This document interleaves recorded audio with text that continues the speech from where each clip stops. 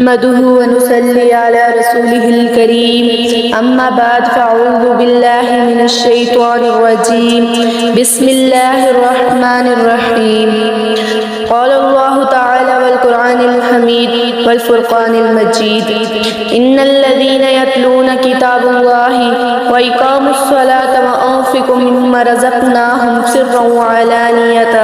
يرجون تجارة لن تبور صدق اللہ العظیم۔ میرے قابل احترام اساتذہ اکرام اور میری ہم مکتب بہنوں، السلام علیکم ورحمۃ اللہ وبرکاتہ۔ آج مجھے آپ کے سامنے جس موضوع پر لب کشائی کرنے کا موقع ملا ہے اس کا عنوان ہے اشاق قرآن۔ دشمن کے کام آنا قرآن نے سکھایا، ہر غم میں مسکرانا قرآن نے سکھایا، دنیا بھی اس سے حاصل آخرت بھی اس سے حاصل، دونوں جہانوں کو پانا قرآن نے سکھایا۔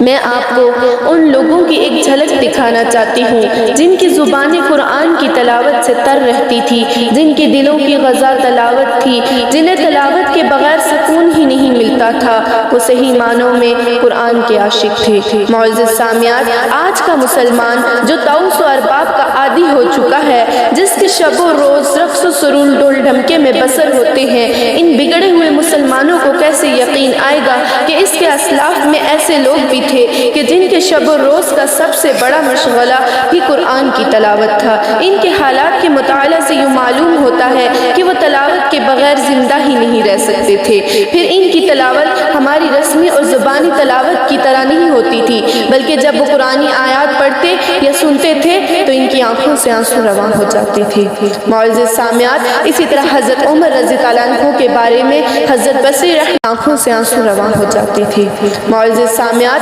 اسی طرح حضرت عمر رضی اللہ عنہ کے بارے میں حضرت بصری رحمۃ اللہ فرماتے ہیں کہ بسا اوقات تلاوت کے دوران روتے روتے وہ زمین پر گر پڑتے اور دو دن تک بستر پر پڑے رہتے تھے۔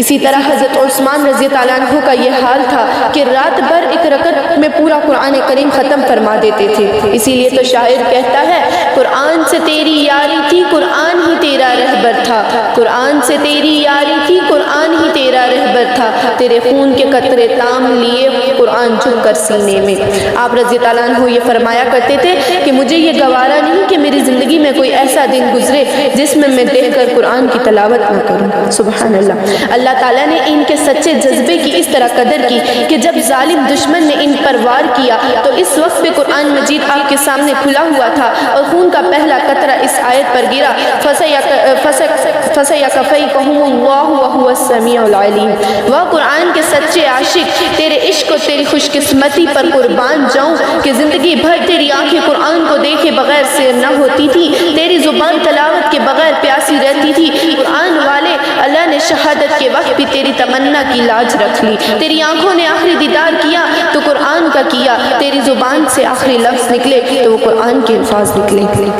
دنیا میں کوئی گالیاں دیتے ہوئے مر جاتا ہے، کوئی گانے گاتے ہوئے چل بستا ہے، شراب یا ہیروئن کے نشے میں مدہوش جان دے دیتا ہے، لیکن جو قرآن کا سچا عاشق ہوتا ہے وہ جب دنیا سے رخصت ہوتا ہے تو اس کی زبان پر قرآنی آیات مچل رہی ہوتی ہیں اور فرشتے اس کے نامہ اعمال میں جو سب سے آخری عمل لکھتے ہیں وہ تلاوت قرآن کا عمل ہوتا ہے۔ اور ایسا کیوں نہ ہو، یہ لوگ تھے کہ جب سارے لوگ سو رہے ہوتے تو یہ تلاوت میں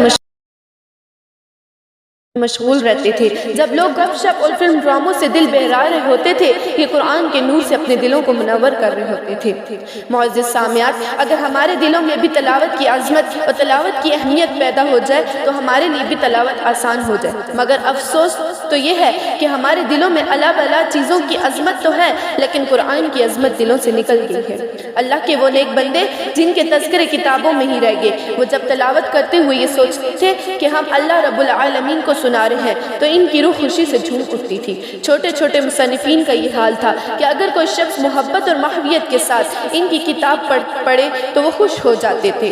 جب اللہ کا کوئی بندہ رب العالمین کی کتاب عظمت اور احترام اور محبت اور محویت کے ساتھ پڑھتا ہوگا تو اللہ تعالیٰ کتنا خوش ہوتا ہوگا۔ وہ یقیناً فرشتوں سے کہتا ہوگا کہ دیکھ لو میرا یہ بندہ جس کے بارے میں تم کہتے تھے یفسد فیہا ویسفک الدماء، یہ زمین میں فساد کرے گا اور خون بہائے گا، دیکھ لو میرا یہ بندہ کتنی محبت کے ساتھ، کتنی عظمت کے ساتھ، کتنی محویت کے ساتھ میری کتاب کی تلاوت کر رہا ہے۔ آئیے اللہ تعالیٰ سے دعا کریں کہ مجھے اور آپ سب کو زندگی کی آخری سانس تک اپنی مقدس اور محترم کتاب کی تلاوت کرنے کی توفیق محمد فرمائیں۔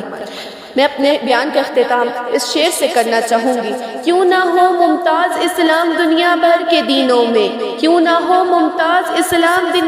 دنیا بھر کے دینوں میں، وہاں مذہب کتابوں میں یا قرآن سینوں میں۔ وآخر الدعوان والحمد للہ رب العالمین۔